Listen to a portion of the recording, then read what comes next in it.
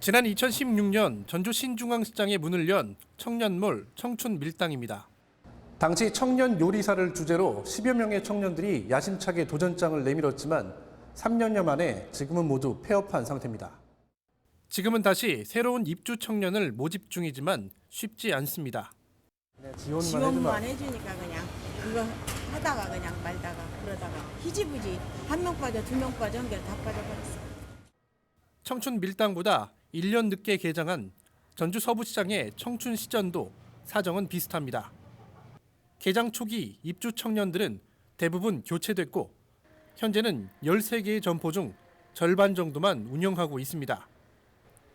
입지적 불리함과 협소한 가게 등은 여전히 악조건이지만 최근에는 새 회장을 필두로 문화 공연과 가맥 축제 등 다양한 시도를 준비하며 어려움을 극복 중입니다.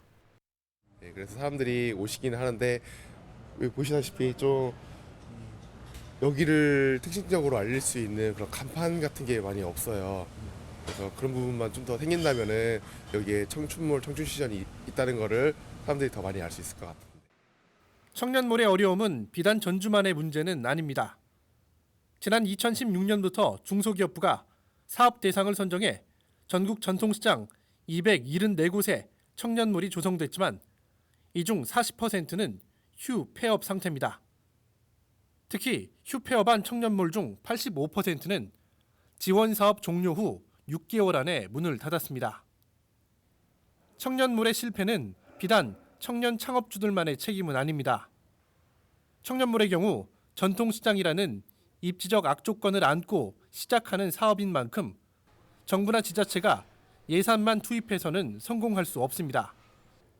이 때문에 전문가는 청년몰을 구상하는 단계부터 주변 상권에 대한 철저한 분석이 이루어져야 한다고 조언합니다. 그냥 희망하는 대로 각자 자기가 하고 싶은 대로 해봐라. 뭐 이런 거면 다양성은 있을런지는 모르지만은 집객력이 너무 낮아요. 그래서 한 10개에서 15개 점포라 한다면은 동종의 업종으로서 구성을 해가지고 그 시장 하면은 무엇라고 할 정도의. 지난 2012년 문을 연 전주 남부시장 청년몰입니다. 사실상 청년몰이란 개념의 시초이면서 여전히 활기를 띠는 몇 안 되는 청년몰입니다. 당시 전주 한옥마을에 폭발적인 관심과 맞물려 입지적 덕을 본 점도 있지만 현재 조성된 청년몰과의 차이가 있습니다. 이들은 지역, 상인, 전통, 젊음 등이 공존할 수 있는 콘텐츠 발굴에만 1년 가까운 수기 과정을 거쳤습니다.